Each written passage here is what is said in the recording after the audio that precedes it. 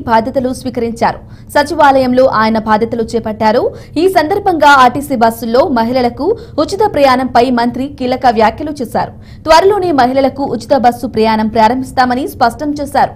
అలాగే తెలంగాణ, కర్ణాటకలో ఉచిత బస్సు ప్రయాణం అమలులో ఎదురయ్యే లోటుపాట్లు ఏపీలో తలెత్తకుండా చూస్తున్నట్లు మంత్రి తెలిపారు.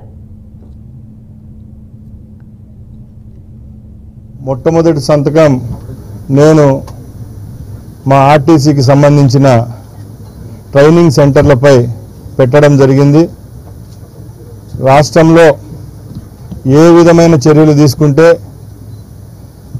భద్రతాపరమైన, యాక్సిడెంట్ల పరమైన ఏ విధమైన కార్యక్రమాలు చేపట్టినా రాష్ట్ర ప్రజలకు మంచి చేకూరే విధంగా ప్రమాదాల నివారణకు, అలాగే రేపు రాబోయే కాలంలో ఆంధ్రప్రదేశ్ ప్రభుత్వం ప్రవేశపెట్టిన మహిళా మూర్తులకు ఉచిత బస్సు సౌకర్యాన్ని కల్పించే విధంగా మేము ఈరోజు ఈ బాధ్యత తీసుకోవడం జరిగింది.